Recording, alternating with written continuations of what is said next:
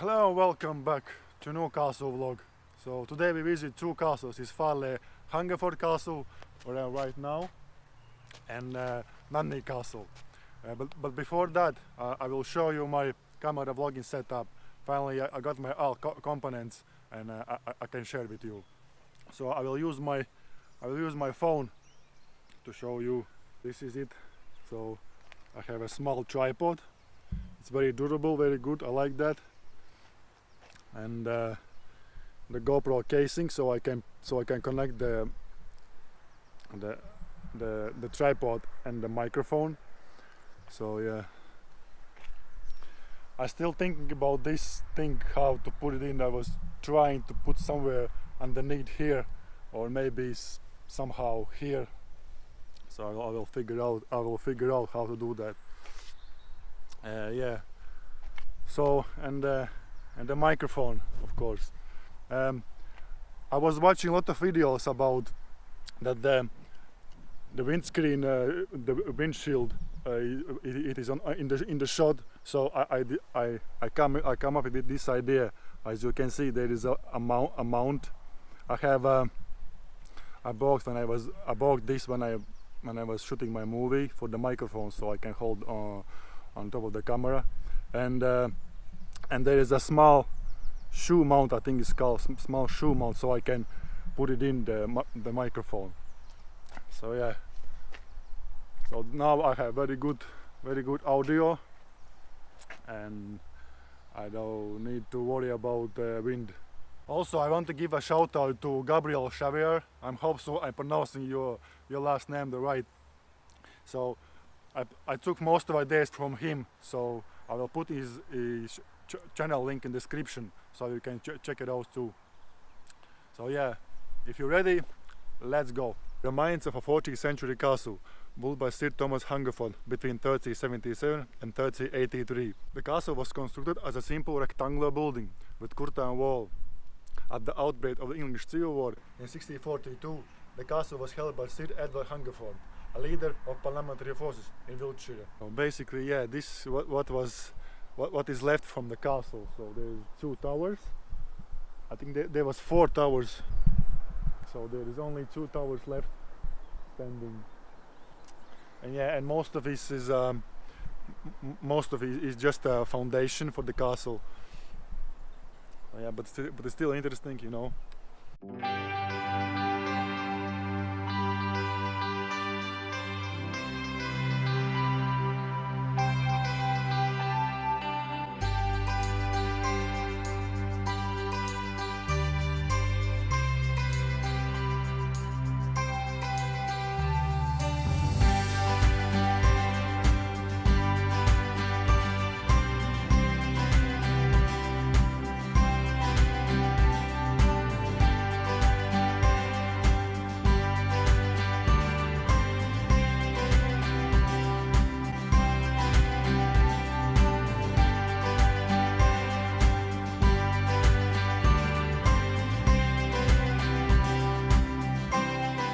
The castle escaped lightning following the war, unlike many other castles in southwest of England.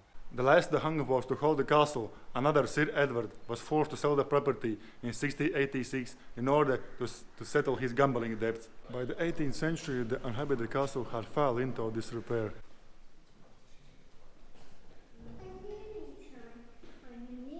I will show you Sir Edward Hungerford tomb with his wife.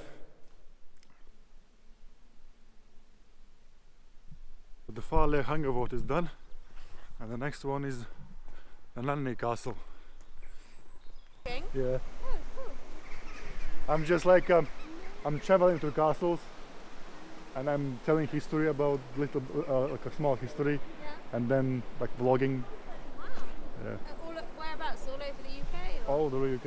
Already, I'm from Birmingham. Yeah. Already, I'm traveling about 60 castles already. So yeah. Amazing. This is my hobby. Yeah, good. Okay, we are on Nunney Castle. It's, I will say, it's very, I guess, it's a very small castle, but it is impressive. Why? Just look. And besides, there is the water around it. There is one castle. I was also in Kribi Mokslo Castle. It was also like the water around the castle. So yeah, let's go inside and check it out. Built in the late 14th century by Sir John de la Mare, using the fortune he made as a soldier, fighting in the 100 Years' Wars with France.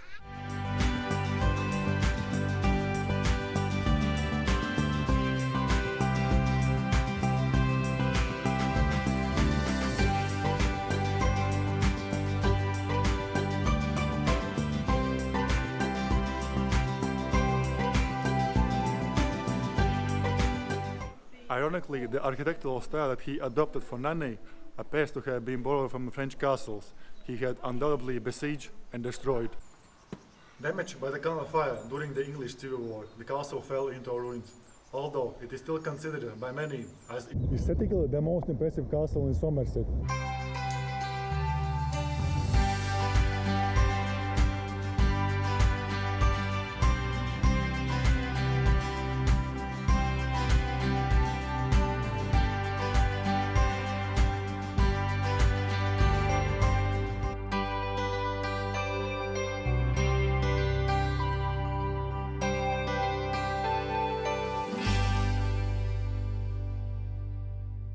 If you want to read more about the castles, like specific details, because I'm telling you only like short history about castles, I will put a link in the description so you can read it through.